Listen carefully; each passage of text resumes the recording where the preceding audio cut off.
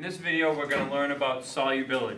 Solubility is the amount of solute that can dissolve in a certain amount of solution. Typically, we're going to present that as how many grams of solute can dissolve in 100 grams of the solvent. So, this right here is a graph of a bunch of different compounds dissolved in 100 grams of water, and it states their solubility. You can see that it changes as a function of temperature. Most of the solutes increase in solubility as the temperature goes up. A couple exceptions to that are cerium sulfate, which is a rare ionic compound that decreases in solubility as temperature increases. That one's funky, we'll leave that one alone. Ammonia, however, decreases, but that's predictable because ammonia is a gas at room temperature.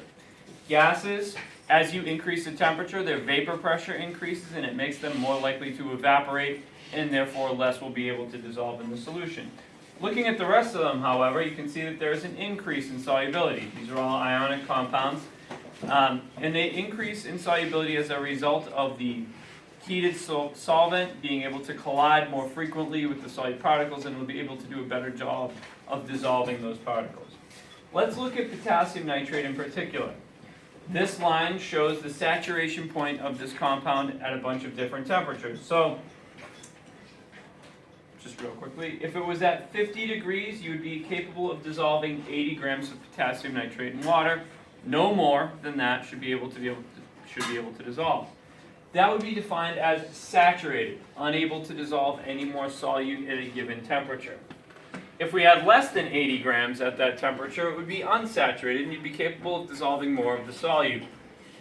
Now, lastly, you can have a supersaturated solution, and that's what we observed in the sodium acetate demo where I made the stalagmite. And then we had the solution that was supersaturated. I dropped the crystal in, and it crystallized because it then had a nucleation site where it could start to form the crystals. This is unable to dissolve more solute than you would expect at a given temperature. And the only way you can really make it is if you heat up a solution, you make it saturated, and you let it cool. Sometimes it won't crystallize immediately, even though it's holding more than it should be able to. Anyway, going back to the potassium nitrate curve, there are two types of questions I could ask you about it. One is I could ask you how many grams of that substance could dissolve in a different volume of water at a given temperature. So if I asked you how many grams can dissolve in 300 grams of water at 50 degrees, we can look at the graph and say that 80 grams can dissolve at 50 degrees in 100 grams of water. If we have 300 grams of water, it would have the same solubility, so it would have the same proportion. Solving for that, we can find that it's 240 grams of potassium nitrate. 3 times as much water, 3 times as much solute can dissolve.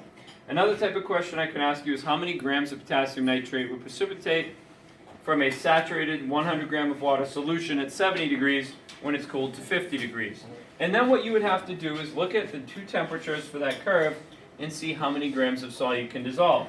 At 70 grams, you can dissolve 130 grams of potassium nitrate, and at 50 degrees, you can only dissolve 80. So if you cool the solution, you should end up with 50 grams of potassium nitrate crystallizing. I think that's it.